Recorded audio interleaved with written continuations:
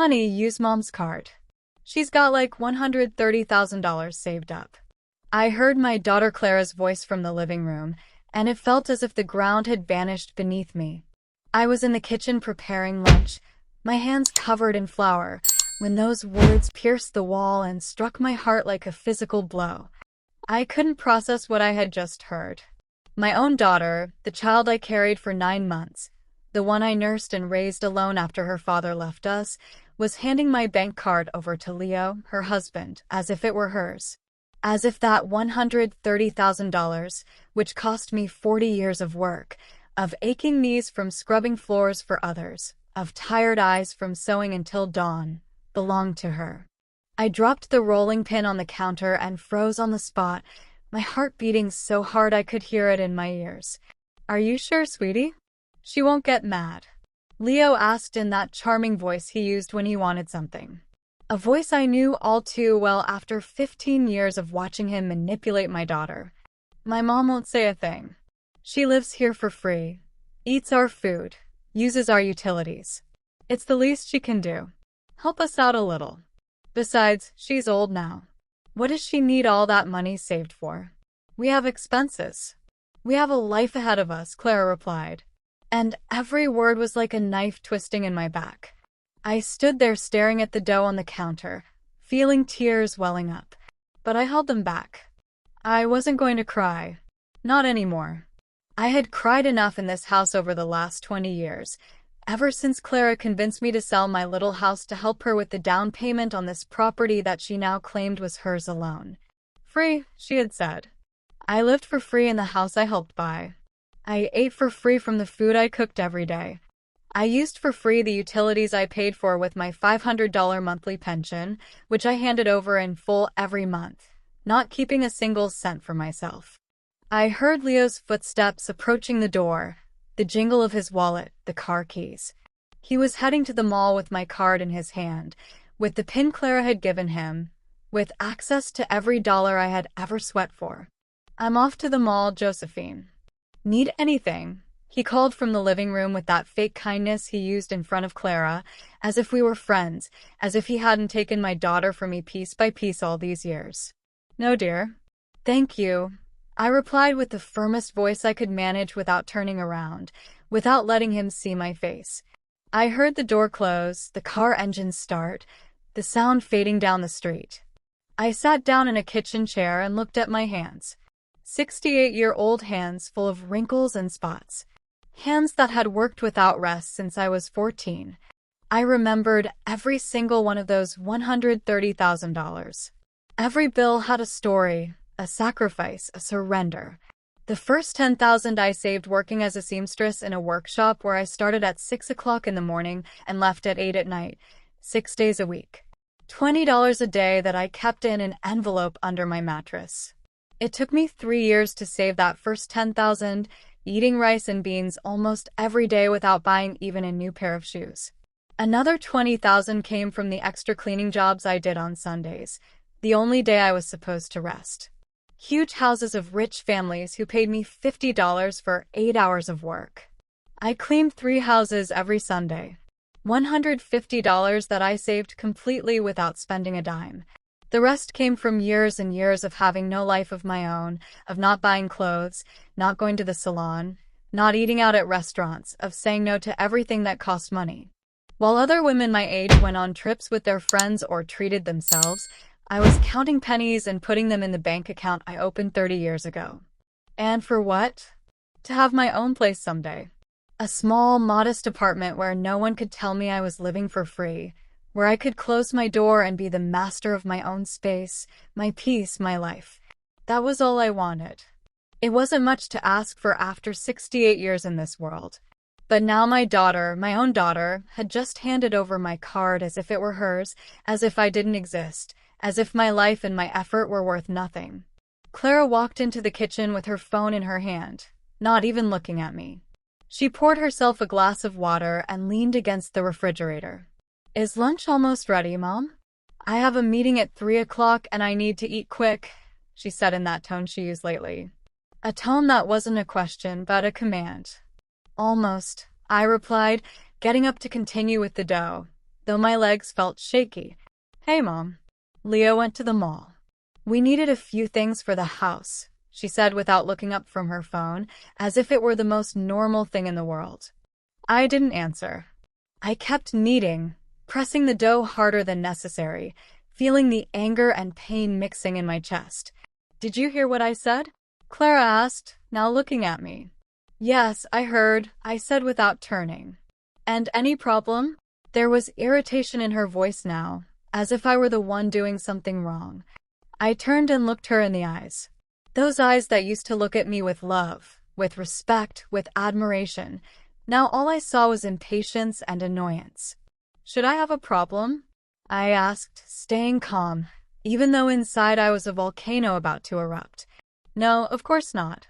It's just some things for the house. Besides, Mom, you live here.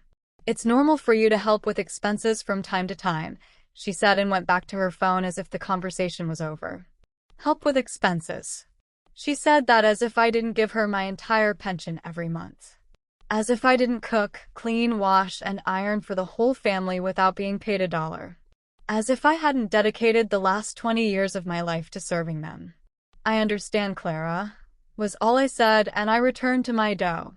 Clara left the kitchen, and I stood there looking out the window at the small garden that I tended myself. The roses I planted, the grass I watered every morning, the tomatoes growing in the corner, all in a house that my daughter said was hers alone. In that moment, I made a decision. I was not going to stand by and watch them steal the only thing I had left. I was not going to let Leo spend in one day what took me 40 years to save.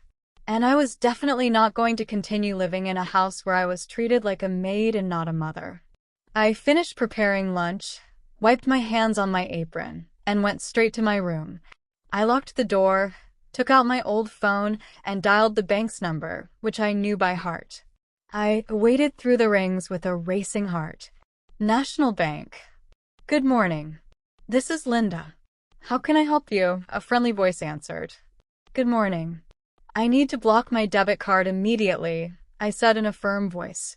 "Can you confirm your full name and account number, please?" the operator asked professionally. I gave her all my information, answered the security questions, confirmed my date of birth and my address. Every second that passed, I felt my heart beat faster as if I were committing a crime when in reality I was just protecting what was mine. "I understand, Mrs. Josephine. Was there a problem with the card?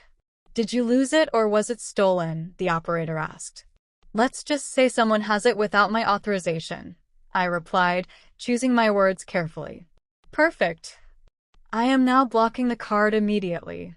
From this moment on, no one will be able to make any transactions with it. Would you like us to send a new card to your home address?" Linda from the bank explained. "Yes, please, but don't send it to this address. I'll pick it up in person at the branch next week," I said, thinking fast. I didn't want Clara or Leo to intercept my new card. "No problem, Mrs. Josephine. Your card was blocked at 11:25 in the morning. Is there anything else I can help you with?" the operator asked. "No, that's everything. Thank you very much," I said and hung up the phone with trembling hands. I sat on the edge of my bed, the twin bed Clara had given me when I moved into this house, telling me the room was small and a larger bed wouldn't fit. I looked around my room, 10 feet by 10 feet a bed, a small closet, a nightstand. This was my entire space in a 4-bedroom house. Clara and Leo had a master suite with a walk-in closet bigger than my entire room. There was a TV room, a formal dining room they only used when guests came over. And I lived in the smallest room, the one that was originally the pantry. But I hadn't complained. I never complained because she was my daughter. Because I loved her. Because I thought that one day she would see me as her mother again and not as a burden. How naive I was. I heard Clara's phone ring in the living room. Her voice answering, then silence. Then her voice got louder, more agitated. "What do you mean it's blocked?" "That's impossible. My mom never blocks anything. She doesn't even know how to use those bank things," Clara said, and I could hear the frustration in her tone. I stayed still, holding my breath. Listening. "Leo, wait. Let me call my mom," Clara said. And seconds later, she was knocking on my door. "Mom, are you in there? I need to talk to you urgently." "Coming," I said, waiting a few seconds before opening the door, pretending I was busy. I opened it and there was Clara with the phone in her hand, with that anxious expression she got when things didn't go her way. "Mom, Leo just called me from the mall. He says your card isn't working, that it's showing as blocked." "Did you block it?" she asked directly without beating around the bush. I looked her in the eyes and for the first time in 20 years, I wasn't afraid to tell the truth. "Yes, I blocked it," I replied calmly. "What? Why would you do that?" "Leo is at the checkout with a cart full of things. He's being completely embarrassed," Clara said, raising her voice. "I didn't give him permission to use my card." "That money is mine," I said, maintaining my composure. "Mom, don't start with that now. Leo was just going to buy a few things we need for the house. It's not a big deal. Call the bank and unblock the card right now," Clara ordered with that authoritarian tone she had developed over the years. "No," I said simply. Clara fell silent, looking at me as if she couldn't believe what she had just heard. It was probably the first time in 2 decades that I had said no to her. "What do you mean no?" "Mom, you're not understanding. Leo is waiting at the mall with $82,000 worth of purchases. Do you have any embarrassed heis right now?" Clara said, "Herfus no red with danger. $82,000 worth of purchases. Do you have any embarrassed heis right now?" Clara said, "Herfus no red with danger. $82,000. I repeated slowly, feeling the words burn my throat. "Clara, he was going to spend $82,000 of my money without even asking me. It's for the house, Mom. A new TV, a living room set, appliances that we need to replace. It's not like it's just for him," Clara explained as if that justified everything. "I did not authorize those expenses. I saved that money working for 40 years. It's not family money. It's my money," I said with a firm voice, though I was shaking inside. "Mom, you live in this house. You use the electricity, the water, the gas, the internet. All of that costs money. Or do you think it's free?" "It's only fair that you contribute," Clara said, crossing her arms. "I give you my entire pension every month. $500 that you never give back. I cook, I clean, I wash, I iron. Isn't that contributing?" I asked, feeling my voice break, but I stood my ground. "That $500 doesn't even cover your food expenses. Mom, you're being selfish.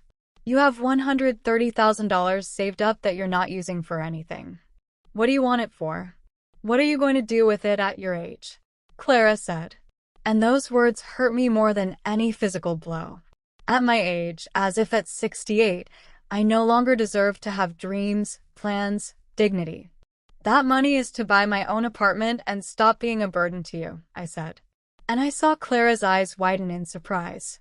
"What are you talking about?" "Nobody said you're a burden," Clara replied. But her voice didn't sound convincing. "You just said it 5 minutes ago in the living room. You told Leo the first lived here for free, that I ate your food, that I used your utilities, that I was old and didn't need that much money," I said, and I saw Clara's face go pale as she realized I had heard everything. There was a long, uncomfortable silence. Clara opened her mouth several times as if trying to find words, but nothing came out. "Mom, I didn't mean it like that," she finally said, but without looking me in the eye. "But you said it and you thought it. And right now you're more worried about Leo's embarrassment at the mall than the fact that he tried to spend $82,000 of my dollars without my permission," I said, feeling the tears trying to escape, but I kept holding them back. "He's my husband, Mom. It's normal for me to defend him," Clara said. "And I'm your mother.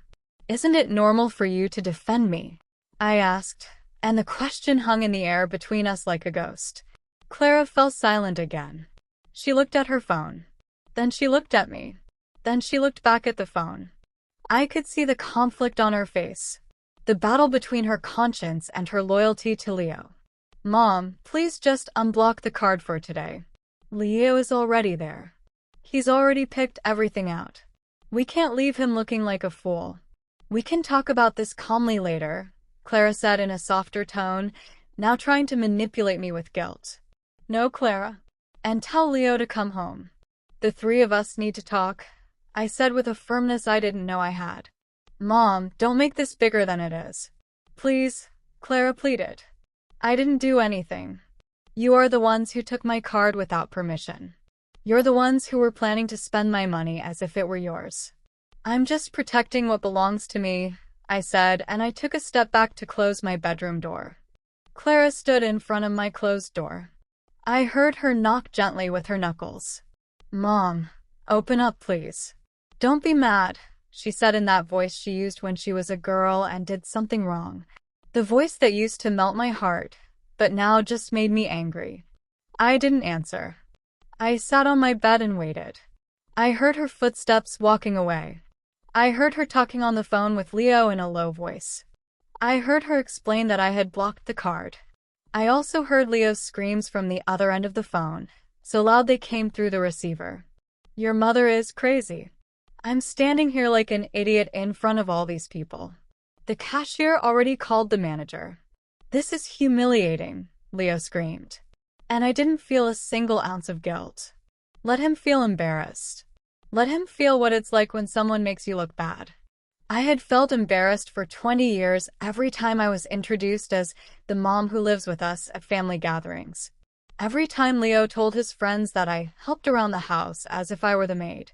Half an hour passed before I heard Leo's car pull up. The door slammed open so hard it shook the walls.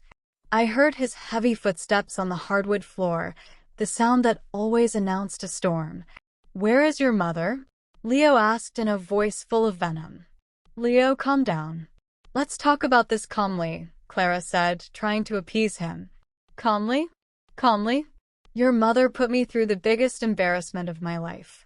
There were like 20 people watching while the cashier tried to run the card over and over. I had to leave everything there and run out, Leo screamed. And I could picture him perfectly with his red face and his hands waving in the air. I know, honey. I know. But she heard what we talked about this morning. She's upset, Clara explained. So what if she heard? We told the truth. She lives here without paying for anything. The least she can do is help us when we need it. It's not fair that she has $130,000 saved up while we're killing ourselves working and paying all the bills for this house, Leo said. And every word confirmed what I already knew. To him, I wasn't a person. I was a source of money. I got up from the bed and opened my bedroom door. I walked towards the living room where they were both standing. Leo looked at me with those eyes full of fury, still holding the empty shopping bags. Josephine, we need to talk seriously, Leo said without even greeting me, without a hello or good afternoon. Yes, we need to talk, I replied calmly, and I sat in the armchair that was the only place they allowed me to sit. The large sofa was their exclusive territory. Why did you block your card? Why did you embarrass me like that? Leo attacked immediately. I didn't embarrass you. You brought it on yourself by trying to spend $82,000 of my money without my permission, I replied, looking him directly in the eye. It's not just your money. This is a family. Families share, Leo shouted, taking a step towards me. I am not your family, Leo. I am Clara's mother, and my money is mine. I earned it. I saved it. And I decide what to do with it, I said, keeping my tone calm, even though inside I wanted to scream everything I had held back for 15 years. Mom, please don't be like that. Leo just wanted to buy things we really need for the house. The TV in the living room is 8 years old. The couch is all worn out. The refrigerator is making weird noises. Clara intervened, trying to justify the unjustifiable. If you need those things, buy them with your own money. You both work. Clara makes good money as an engineer. Leo works at that clothing store. You have 2 salaries. Why do you need mine? I asked. Because we have expenses, Josephine. This house doesn't maintain itself.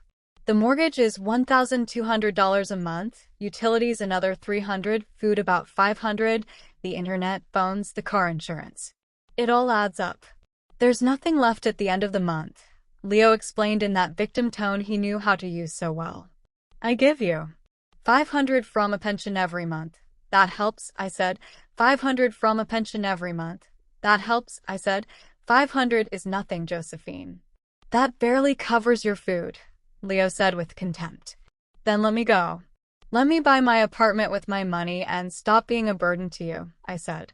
And I saw Leo and Clara exchange a quick glance, a look I couldn't interpret at the time, but later understood perfectly. Mom, don't say that. Nobody wants you to leave. This is your home, Clara said. But her words sounded hollow, rehearsed. This is not my home, Clara. You said it yourself this morning. This is your house. I just live here, I said, feeling my voice finally break. Oh, for God's sake, don't start with the drama, Josephine. Nobody said that. Clara was just talking. Leo intervened, rolling his eyes.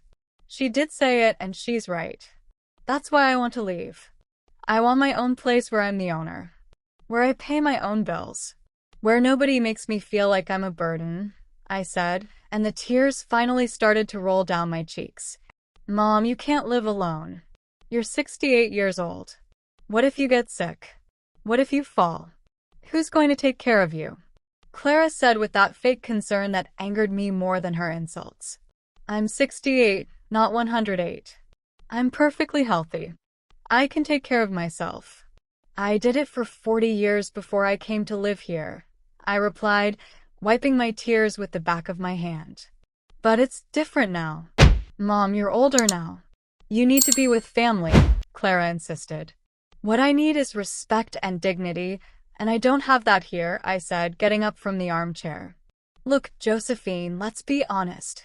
Leo began, crossing his arms. You have nowhere to go. You have no other family. Your friends are in the same boat as you, or worse. You have no one.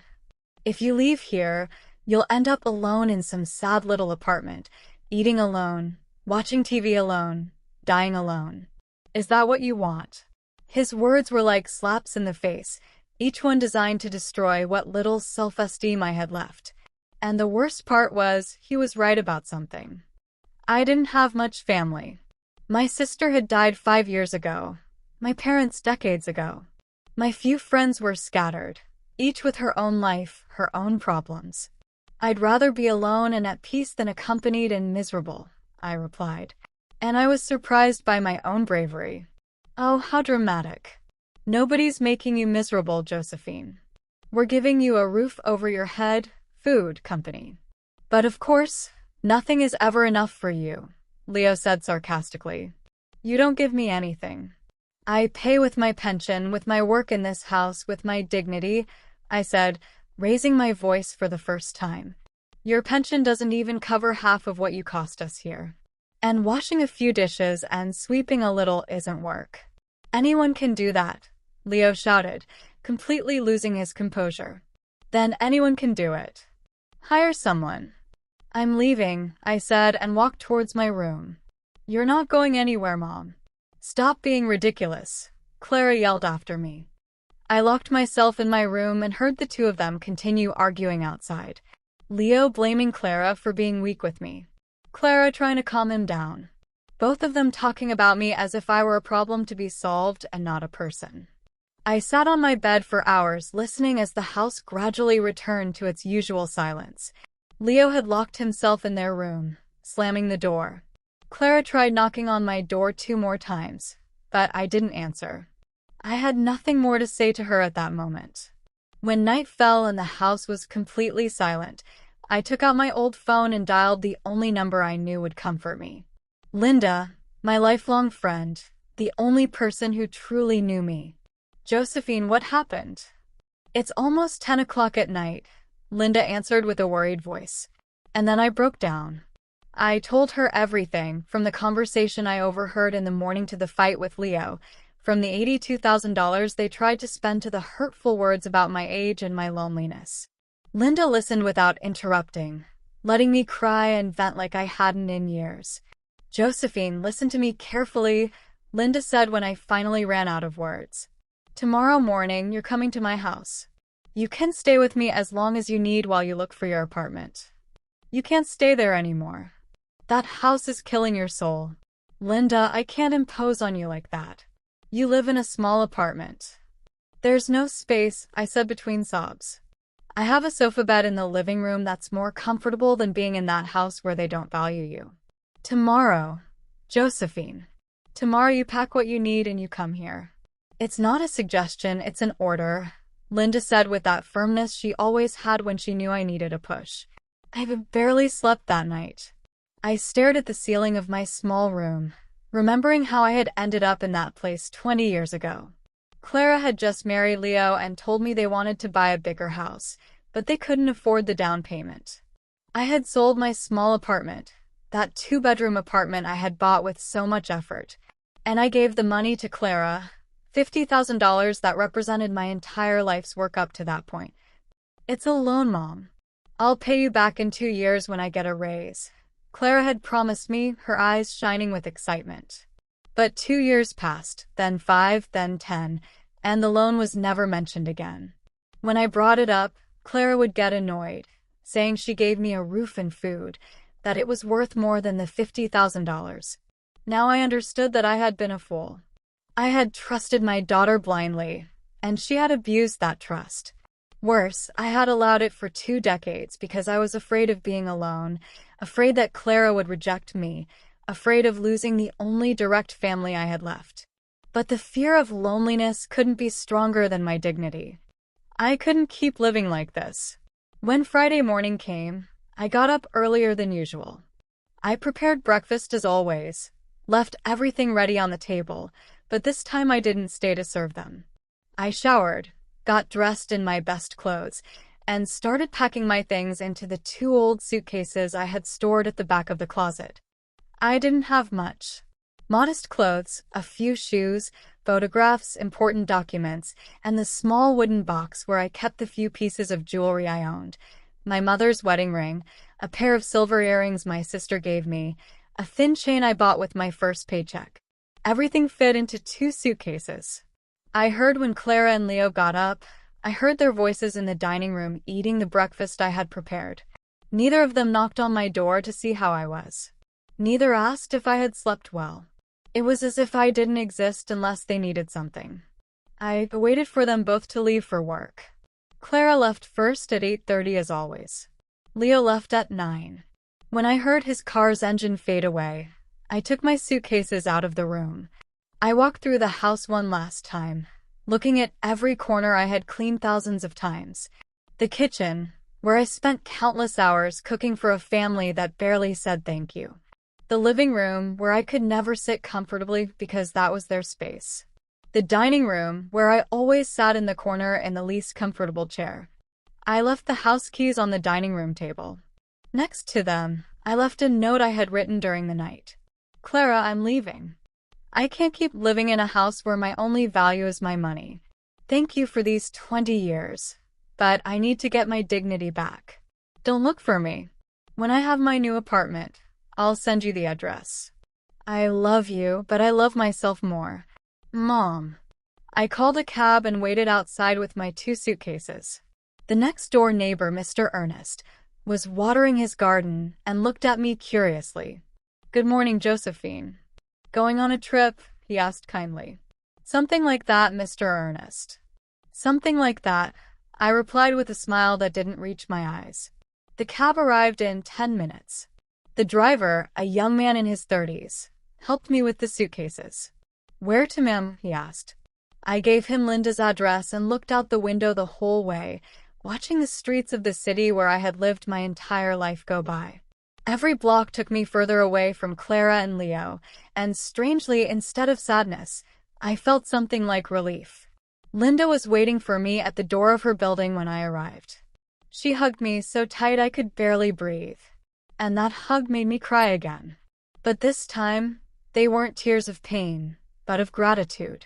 You're here. You're safe now, Linda whispered as she stroked my hair as if I were a child. Her apartment was small, as she had said, a living dining room, 1 bedroom, a kitchen, and a bathroom, but it was clean, tidy, and above all, it was filled with peace. There was no tension in the air, no looks of contempt, no hurtful words waiting to attack. The sofa bed is all yours.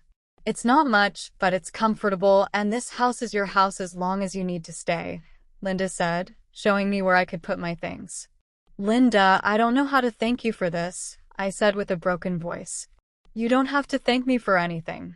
That's what friends are for. Besides, you'll keep me company. Ever since I became a widow 3 years ago, this house has been too quiet, Linda said with a warm smile.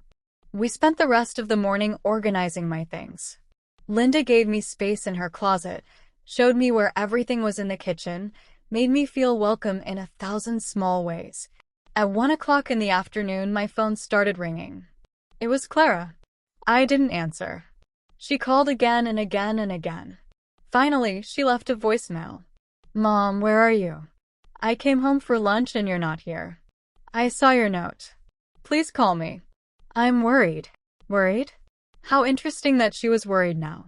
She wasn't worried yesterday when she yelled at me. She wasn't worried when her husband tried to steal $82,000 from me. She wasn't worried for 20 years while I withered away in that house. Linda looked at me with questioning eyes. Are you going to answer her? She asked. Not yet. I need to think clearly first. I need to decide what I'm going to do with my life before I talk to her, I replied, turning off the phone. That afternoon, Linda and I sat on her small balcony with a cup of coffee. From there, you could see the city, the buildings, life moving on the streets below.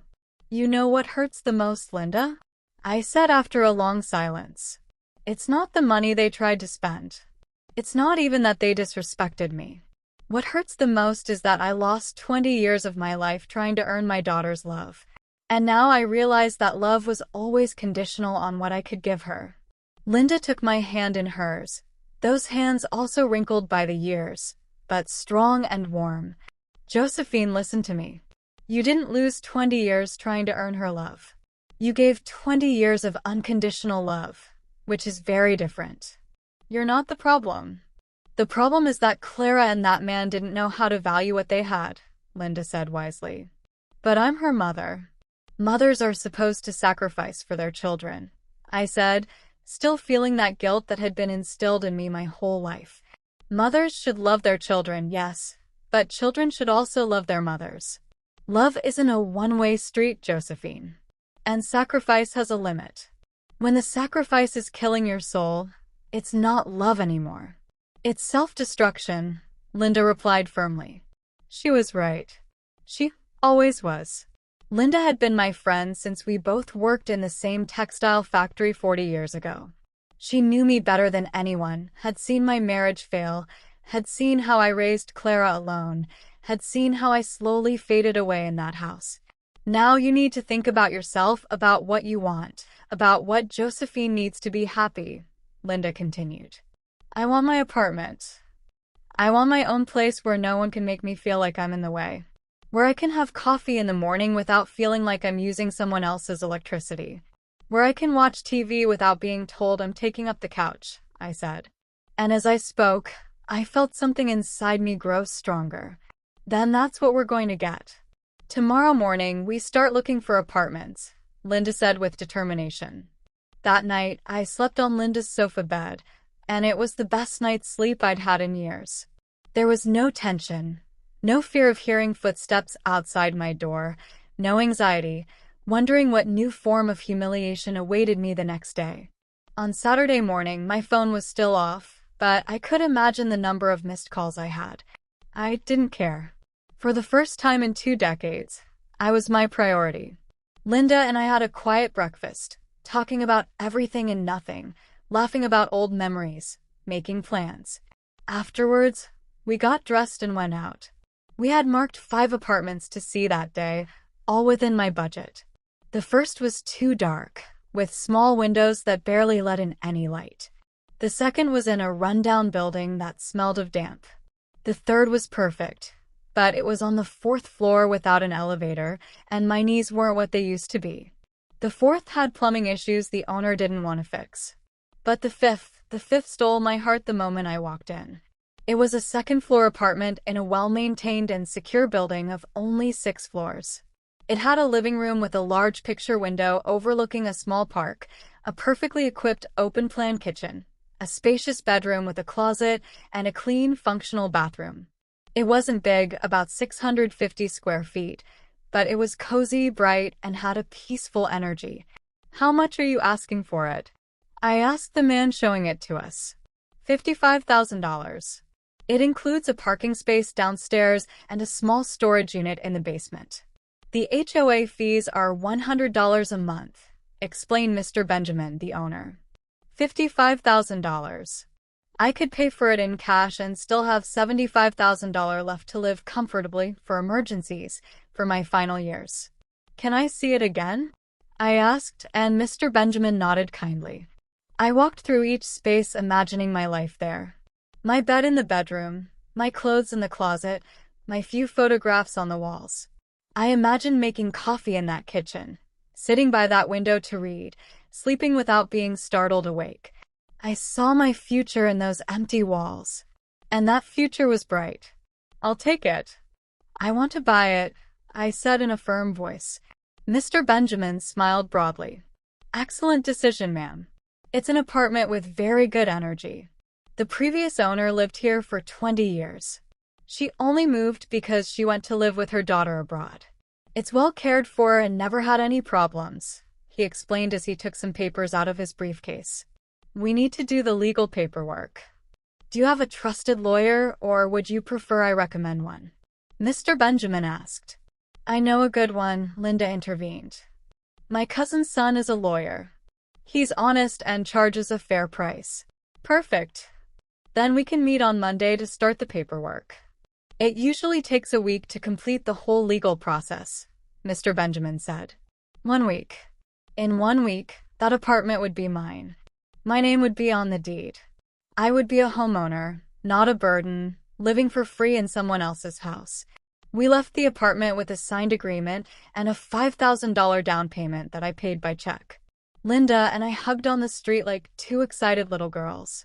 You did it, Josephine. You're going to have your own place, Linda shouted, not caring who heard us.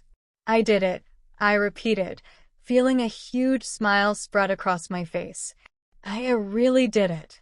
We returned to Linda's apartment, euphoric, making decorating plans, talking about what furniture I would need to buy, what things I could get secondhand to save money. It was then, in the midst of that happiness, that I decided to turn on my phone. I had 32 missed calls from Clara, 17 from Leo, and over 40 text messages. The messages started out worried. Mom, where are you? Please answer.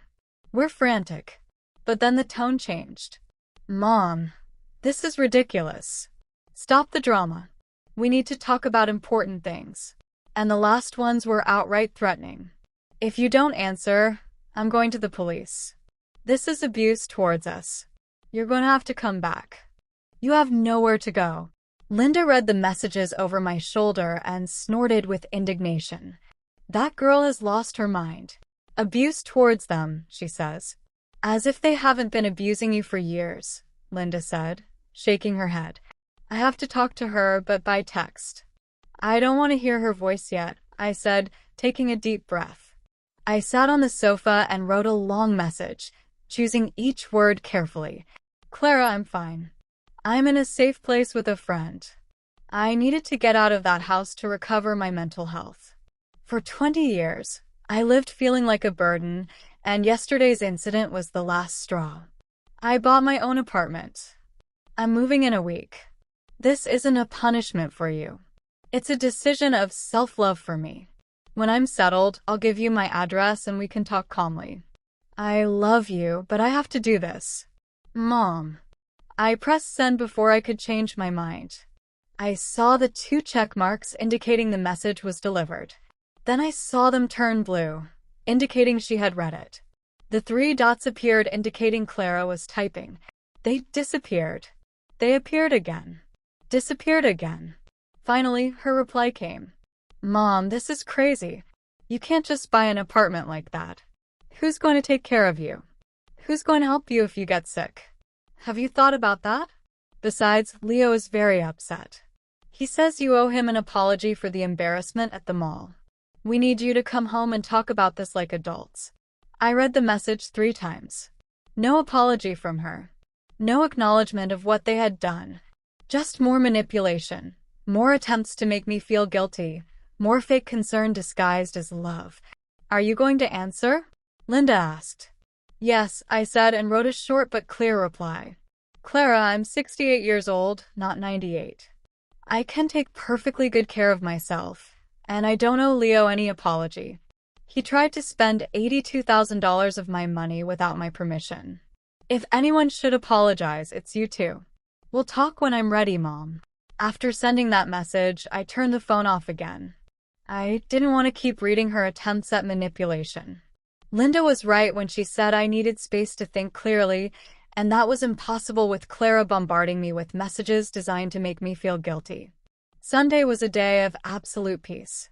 Linda and I went to church in the morning, something I hadn't been able to do in years because Sundays were when Leo organized his big family breakfasts and I had to cook for everyone. Afterwards, we walked through the flea market looking at secondhand furniture and things for the house. I found a small but beautiful dining table made of solid wood for only $80. The seller helped me load it into the taxi. I also bought a set of pots in good condition for $30, some plates and glasses, and towels for the bathroom. Linda insisted on buying me a new set of sheets she saw in a store. So you can start your new life with new clean sheets with no history, Linda said as she paid. And I couldn't help but cry again, but this time from emotion. We stored everything in the storage unit of Linda's building, waiting for the day I could move into my new apartment. Everything I bought, every object I set aside for my new life was another step towards my freedom. On Monday morning, I met with the lawyer, Linda's cousin's son. His name was Ferdinand, a man of about 45, serious but kind. He reviewed all my documents, verified the legal status of the apartment, and explained each step of the process. Mrs. Josephine, everything is in order. The apartment has no debts, no liens.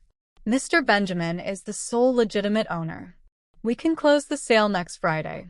Are you sure you want to pay in cash? You could get a mortgage if you prefer not to use up so much of your capital, Ferdinand explained. No, I want to pay in cash. I want it to be completely mine. No debts, no mortgage. I've waited my whole life for this moment, I said with conviction. I understand. Then on Friday at 10 o'clock in the morning, we'll meet here in my office to sign the deeds. You'll need to bring the payment for $50,000 plus $5,000 for notary fees and taxes. The $5,000 down payment you already made will be deducted from the total, Ferdinand explained, showing me all the papers. $55,000 in total, less than half of my savings. I could do it, and I would. I left the law office feeling stronger than ever. I walked through the city observing everything with new eyes. The shops, the parks, the buildings. Everything looked different when you knew you were building your own life and not just surviving in someone else's. When I got back to Linda's apartment, I briefly turned on my phone to check messages. Clara had sent only one more, and the tone had completely changed. Mom, I talked to Leo. He's willing to apologize if you do, too. We can forget this whole misunderstanding if you come home today. We miss you. The house isn't the same without you. Please think carefully before you make a mistake you can't reverse. A mistake I can't reverse. As if buying my own home was a mistake. As if reclaiming my dignity was something to regret. As if 20 years of feeling invisible wasn't the real mistake. I didn't reply. I had nothing more to say to her for the moment. The next few days passed in a mix of nerves and excitement. Linda and I continued buying things for my apartment. A small but comfortable sofa we found at a garage sale for $120. A used but excellent condition queen-size bed for $200. A slim bookcase. Some lamps, simple curtains. I also went to the bank to arrange everything for the payment.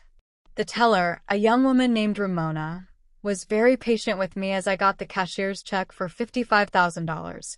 Ma'am, this is a considerable amount. Are you sure this is a legitimate transaction?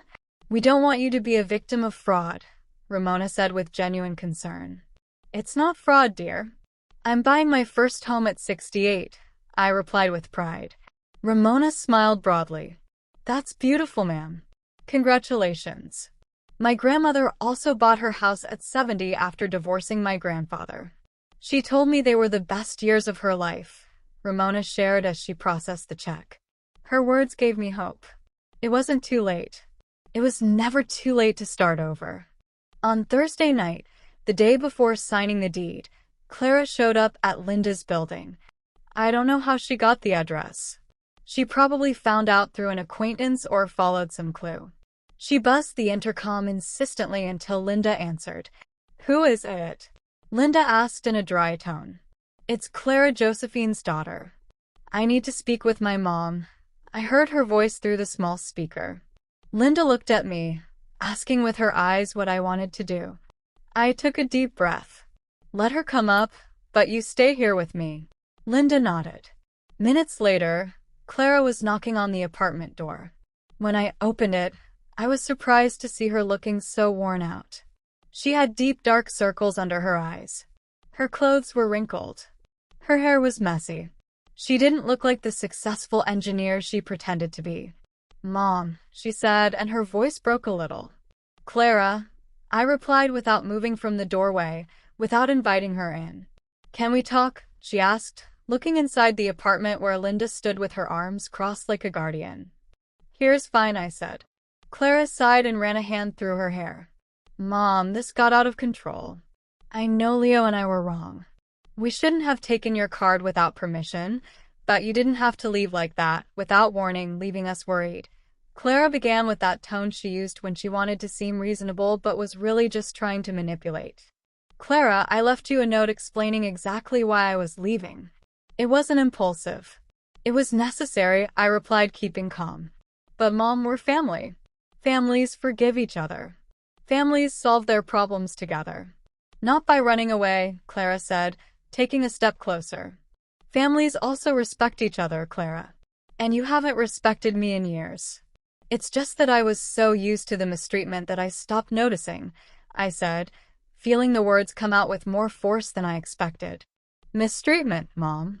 We never mistreated you. We gave you a roof, food, everything you needed. Clara protested, raising her voice. You gave me a room the size of a pantry. You made me feel like every bite of food I ate was a favor. You treated me like a maid and not a mother. And when I saved money from 40 years of work, you tried to steal it, I said, and each word was like releasing a weight I had carried for too long. We weren't going to steal anything. It was just going to be some things for the house where you also live. It's not stealing, Mom. It's sharing as a family, Clara shouted, losing her composure. $82,000 isn't sharing, Clara. It's stealing, and I never authorized that expense, I replied without raising my voice, which seemed to frustrate her even more. Fine. Okay, I admit it was a lot. Leo got excited seeing all those things on sale. But we can fix this. Come home and I promise that none of this will ever happen again, Clara said, changing tactics now with a pleading tone. I'm not coming back, Clara. Tomorrow I sign the deed to my new apartment. I'm moving this weekend. I've already made my decision, I said, and I saw her face go from pleading to shock. You already bought an apartment without consulting me? Mom, that's crazy. What if you got scammed? What if it's a bad deal? I should have checked those things with you, Clara said, almost panicking. I have a notary, a lawyer. Everything is legal and verified. I didn't need your permission, Clara. I'm a 68-year-old adult with full mental capacity. I can make my own decisions, I explained patiently. Clara was silent for a moment, processing what I had just told her. I saw her eyes darting around quickly, calculating, thinking about her next move. And the money? How much do you have left after buying that apartment? She asked. And there it was, the real reason for her visit. She wasn't here for me. She was here for my money. That's none of your business, Clara, I replied firmly. Of course it's my business. I'm your daughter, your only family. I have a right to know how you're managing your finances. At your age, you can make errors in judgment, Clara said with that patronizing tone that bothered me so much. At my age, I have more experience and wisdom than you. I've managed my money for 40 years without making mistakes. I'm not going to start now, I said, crossing my arms. Mom, let's be honest. That money is also a little bit mine. I've supported you for 20 years. I've given you a house, food, utilities. That has a value. If we calculated, I probably owe you little to nothing, Clara said, and her words hit me like a bucket of ice water. Linda stepped forward from inside the apartment. Young lady, I think it's time for you to leave. You heard your mother. She's made her decision, and you have no right to her money, Linda intervened with a firm voice. You stay out of this, ma'am. This is between my mom and me, Clara replied rudely. This is my house and I can get involved whenever I please, and I'm going to ask you to leave right now or I'm calling security, Linda said, taking out her phone. Clara looked at me with a mixture of anger and desperation. Is this what you want, Mom, to break up our family? To let strangers get between us? She asked, pointing at Linda. Linda is not a stranger. She's been my friend for 40 years. She's been by my side in times when you didn't even exist. And no, Clara, I'm not breaking up the family. The family broke when you stopped seeing me as your mother and started seeing me as your ATM, I said, feeling tears threaten to spill, but I held them back. I can't believe you're doing this. Leo was right about you. He said you were selfish, that you only thought about yourself, and I defended you. What a fool I was, Clara said with venom in every word. Those words hurt more than I wanted to admit, but they also confirmed what I already knew. Leo had poisoned my daughter against me for years, and she had let him.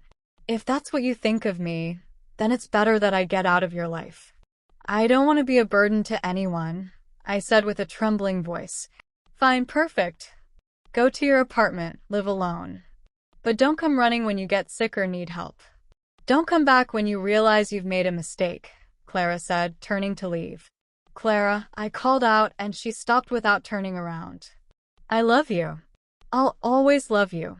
You're my daughter. But I can no longer live sacrificing my dignity for your comfort. I hope one day you understand that. Clara didn't reply. She just kept walking towards the elevator. I watched her get in, press the button, and disappear behind the closing doors. And with those doors, a chapter of my life also closed. Linda hugged me as I finally allowed myself to cry. I cried for the 20 lost years, for the broken relationship with my daughter, for the family that could have been but never was. But I also cried with relief because I knew I had made the right decision, even though it hurt. I barely slept that night. I tossed and turned on the sofa bed, replaying the conversation with Clara, questioning if I had been too harsh, wondering if I should have given her another chance. But every time I thought about going back, I remembered the 20 years of small and large humiliations. I remembered the attempted theft. I remembered all the times they made me feel invisible. No, I couldn't go back. For the first time in my life, I had to choose myself. Friday dawned sunny and beautiful, as if the universe was celebrating with me. Linda and I dressed in our best clothes. She insisted on accompanying me to the lawyer's office. This is one of the most important days of your life, Josephine. You're not going to live it alone, Linda said as she put on her cream-colored silk blouse, the one she reserved for special occasions. We arrived at the office 15 minutes early. Mr. Benjamin was already there, along with Ferdinand the lawyer. They both greeted us with smiles. Good morning, Mrs. Josephine. Ready to be a homeowner? Ferdinand asked warmly. More than ready, I replied with a huge smile. The process took almost 2 hours. I had to sign so many papers I lost count. Deed, certificates, affidavits, receipts. Ferdinand patiently explained each document, making sure I understood exactly what I was signing. When it was time to hand over the $50,000 check, my hand trembled slightly. It was almost everything I had. But I looked at Linda, who was smiling at me with pride, and I remembered why I was doing this. I placed the check on the table. Mr. Benjamin reviewed it, nodded in satisfaction, and Ferdinand officially processed it. Very well, Mrs. Josephine. With this, we complete the transaction. This apartment is now legally yours. Here are the deeds with your name, the keys, and the building documents. Congratulations on your new home, Ferdinand said, handing me a thick envelope with all the papers and a keychain with 3 keys. I took the keys in my hand and held them as if they were the most valuable treasure in the world. And to me, they were. Those keys represented freedom, dignity, independence. They represented the end of a dark chapter and the beginning of something new. Thank you, Ferdinand. Thank you, Mr. Benjamin. You don't know what this means to me, I said, my voice breaking with emotion. Believe me, I do, Mrs. Josephine. I've seen many transactions in my life, but few with as much emotional weight as this one. I hope you'll be very happy in your new home, Ferdinand said with sincerity. We left the lawyer's office and Linda practically screamed with excitement on the street. You did it. You own your own home. At 68, you've taken your life back, she shouted as she hugged me, and we spun around on the sidewalk like 2 crazy little girls. People passing by looked at us curiously. Some smiled at our joy. An elderly woman stopped and asked what we were celebrating. I just bought my first apartment, I told her with pride. Oh, how wonderful. Congratulations, dear. It's never too late to fulfill your dreams, the woman said with a warm smile before continuing on her way. Linda and I went straight to the apartment. I wanted to see it again now that it was officially mine. I opened the door with trembling hands, put the key in the lock, turned it, and pushed. The apartment was exactly as I remembered it. Empty, smelling clean, filled with light pouring in through the large window. But now it looked different. Now it wasn't just a nice space. It was my space, my home. I walked slowly through every corner, touching the walls, imagining where I would put each piece of furniture, visualizing my life there. The table by the window where I would have coffee every morning. The sofa in front of the TV where I would rest without fear of someone telling me I was in the way. The bed in my room where I would sleep in peace. It's perfect, Josephine. It's absolutely perfect, Linda said with tears in her eyes. Yes, it is, I replied, also crying, but this time from pure happiness. We spent the rest of the day cleaning the apartment from top to bottom, even though it was already quite clean. But I wanted it to be spotless before I brought my things in. Linda brought cleaning supplies, rags, brooms, and we worked together like in the old days when we were young and cleaned other people's houses. On Saturday morning, Linda organized a small army of help. She called her niece Antonia, a strong 30-year-old who worked for a moving company. Antonia arrived with her truck and 2 friends who helped us move all the furniture we had bought during the week. It was beautiful to see my empty apartment fill up with life. The dining table looked perfect by the window. The sofa fit exactly in the living room. The bed looked majestic in my room with the new sheets Linda had given me. Every object in its place, every space designed for my comfort.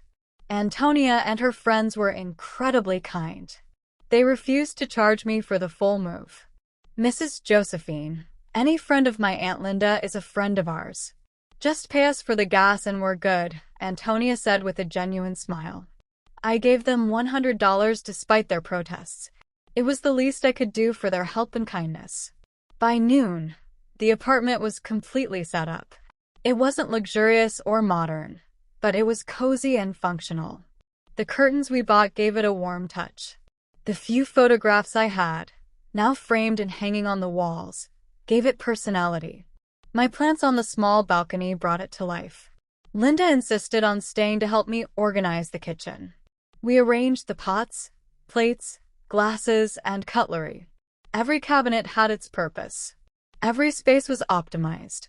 Tomorrow, we'll go to the market and buy food to fill your refrigerator, Linda said as she wiped the shelves before putting the plates away. Linda, you've already done so much for me. I don't know how I'll ever repay you, I said, feeling overwhelmed by her generosity. You're not going to repay me anything. Friends don't get paid. They support each other. Besides, you'd do the same for me, Linda replied, hugging me. She was right. I would. But that didn't make me feel any less grateful. That night, my first night in my own apartment, Linda went home after making sure 1,000 times that I would be okay on my own. I stood in the middle of my living room, looking around, still unable to believe that all of this was mine. I made myself a cup of tea in my kitchen using my teapot, my cup, my water. I sat in my armchair by my window and looked outside. The park was lit with faint street lights. Some people were walking their dogs. Others were simply enjoying the cool night. For the first time in 20 years, I felt no anxiety. There was no tension in the air. There was no fear of hearing footsteps approaching with complaints or demands. There was only peace, silence, freedom. I allowed myself to cry again. But these tears were different. They were not of pain or anger. They were of relief, gratitude, and hope. I had managed to get out. I had managed to save myself. Sunday was the most peaceful day I'd had in years. I woke up without an alarm, letting my body rest as much as it needed. It was 9 o'clock in the morning when I finally opened my eyes, and the first thing I saw was the ceiling of my own room in my own house. I got up slowly, without rushing. I made coffee in my kitchen using the coffee maker I found at a garage sale. The aroma filled the entire apartment and made me smile. I took my cup to the window and sat there for an hour just looking, thinking, feeling. Linda arrived at noon as she had promised, bringing a huge pot of chicken soup she had made in the morning. "So you'll have food for the whole week, and I also brought fresh bread from the bakery," Linda said, coming in with her full bags. We had lunch together at my new table, chatting about everything and nothing. She told me about her family, about her plans to visit her daughter next month, about the new series she was watching on TV. Simple, everyday conversations, beautiful in their normality. "Have you heard anything from Clara?" Linda asked cautiously as we washed the dishes. "No, and I don't expect to." She made it very clear that she thought I was selfish for making this decision. She probably needs time to process it. Or maybe she'll never understand. Either way, I can't do anything about it now, I replied, drying a plate. "Does it hurt?" Linda asked, looking at me directly. "A lot. She's my daughter. It will always hurt. But the pain of losing her is less than the pain of losing myself," I said honestly. Linda nodded with understanding and said nothing more on the subject. There was nothing more to say. The following days were about adapting. I learned the routines of my building, met some neighbors, discovered the nearby shops. There was a market 2 blocks away that sold fresh fruits and vegetables. A bakery 3 blocks away that made the most delicious bread I had ever tasted. A pharmacy on the corner run by a kind lady. I created a simple but satisfying routine. I would wake up early, make coffee, and have breakfast looking at the park. Then I would do my chores at my own pace, without pressure. In the afternoons, I would read or watch TV shows that I chose without having to negotiate with anyone. At night, I would cook for myself small portions of meals I enjoyed. A week after moving, I received a message from Clara. I hadn't blocked her, although Linda had suggested it. Part of me still hoped that my daughter would come to her senses. The message said, "Mom, Leo and I went to the house you left. We need to know if you're coming back to pick anything up or if we can dispose of the things left in your room." Dispose? What a cold word. As if the 20 years of my life in that house could just be disposed of. I replied, "Clara, you can donate or throw away whatever is left. I've already taken everything that was important to me. The old clothes and junk that are left I don't need." There was no reply after that. 2 weeks later, I was at the market buying vegetables when I saw Leo. He saw me too. For a moment, we just stared at each other from a distance, each one sizing up the other. I expected him to approach me, to say something hurtful, to cause a scene, but he just turned and walked away in the opposite direction. It was strange to feel relief instead of pain. It meant I had really managed to close that chapter. A month after moving, Linda organized a small dinner party at my apartment. She invited her niece Antonia, her cousin Sarah, and 2 other friends from her building. There were 6 of us women of different ages, sharing food, laughter, and stories. Antonia told us about her job at the moving company, all the strange things she had seen, the families she had helped. Sarah shared cooking recipes her grandmother had taught her. Linda's friends talked about their dream trips, places they wanted to see before they were too old. "And you, Josephine, what dreams do you have now that you have your own house?" Antonia asked with genuine curiosity. The question took me by surprise. I had been so focused on surviving, on escaping, on settling down, that I hadn't thought about dreams beyond having my own space. I don't know, I answered honestly. I think my dream was this, to have my own place. But now that I have it, I guess I can start dreaming about other things. Well, you have to dream big, Josephine. You're still young. 68 is nothing. My mom is 82 and she just learned to swim, Sarah said enthusiastically. That night, after everyone had left, I kept thinking about that question. What did I want to do with the rest of my life? I had my apartment. I had $75,000 in the bank. I had my health. I had time. What would I do with all of that? The answer came a week later unexpectedly. I was in the park in front of my building, sitting on a bench enjoying the afternoon sun when an elderly woman sat down next to me. She must have been at least 80, but she moved with energy and joy. Beautiful day, isn't it? The woman said with a smile. Beautiful, I replied. Do you live around here? She asked, pointing towards the buildings. Yes, I just moved in a month ago in that building, second floor, I said, pointing to my window. Oh, that's nice. I live on the other side of the park. I come here every day to walk. The doctors say it's good for the heart, but I come because I like to see the people, see the children play, watch life go by, the woman said philosophically. We talked for almost an hour. She told me her name was Antonia, that she had been widowed for 10 years, that she had 5 children, all living in different cities. She told me she had learned to live alone and that this was the happiest time of her life. When I was married, I always had to think about him first. What did he want to eat? What did he want to do? How did he feel? When my children were young, everything was for them. There was never time for me. But now I can do what I want, when I want, how I want. And it's liberating, Antonia explained, her eyes shining. Her words resonated deeply with me. It was exactly what I was beginning to discover. The following months were of pure rediscovery. I enrolled in a knitting class at the community center, something I had always wanted to do but never had time for.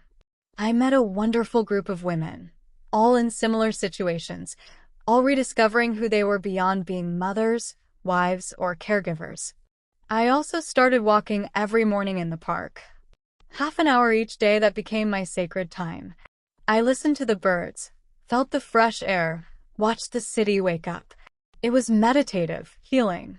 Linda and I developed a routine of having lunch together every Wednesday, alternating between her apartment and mine. Those lunches became the highlight of my week. We cooked together, experimented with new recipes, laughed about everything and nothing.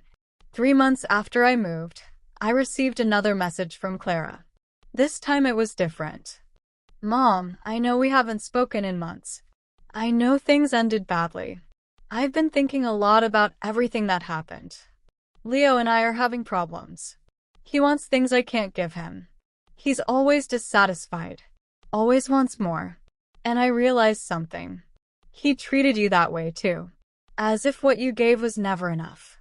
I think I understand now why you left. I don't expect you to forgive me, but I wanted you to know that I understand. I read the message several times. Part of me wanted to reply immediately, wanted to run and hug her, wanted to rebuild everything. But another part, the part that had learned to protect myself, urged caution. I showed the message to Linda during our Wednesday lunch. What are you going to do? She asked. I'm going to reply, but with clear boundaries.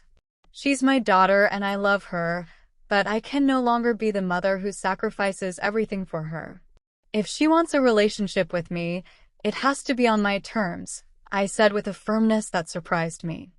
I wrote a careful reply. Clara, I appreciate your message and your honesty. Understanding what happened is the first step. If you want to rebuild our relationship, you're welcome, but it has to be different. I am no longer the mom who lets herself be manipulated or mistreated. I have my own life now, my own space, my own boundaries. If you can respect that, we can start over. I love you, but I love myself more now, Mom. His reply came the next day. I understand, Mom. Could I visit you someday? Just to see how you are. What's your new apartment like without Leo? Just me. We agreed that she would come the following Sunday. I spent the whole week nervous, obsessively cleaning the apartment, even though it was already clean, mentally cooking and recooking what I would say to her. On Sunday, she arrived promptly at 3 o'clock in the afternoon. When I opened the door, I saw a different Clara, thinner, with more gray hair, with tired but also softer eyes. "Hi, Mom," she said with a trembling voice. "Hi, honey," I replied, and we hugged in the doorway. It was a long, healing hug, full of unsaid things. I showed her the apartment. She walked through each space, attentively touching the furniture, looking at the photographs on the walls, observing everything. "It's beautiful, Mom. It's small but cozy. It feels like you," Clara said with sincerity. We sat at my table by the window. I served her coffee and cookies I had bought that morning. We talked for hours. Clara told me about her problems with Leo, about how he constantly pressured her for more money, more things, more status. She told me she had started therapy to understand her behavioral patterns. The therapist made me see that I repeated with Leo the same thing Dad did to you.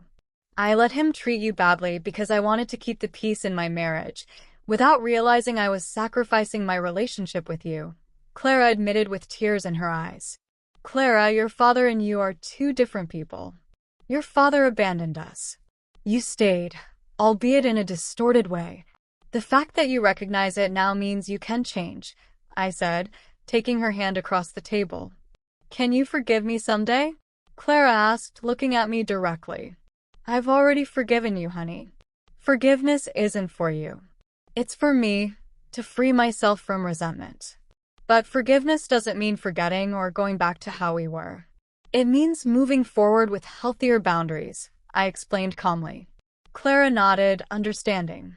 "Does Leo know you're here?" I asked. "Yes, he didn't like it, but I no longer give him the power to decide over my relationships.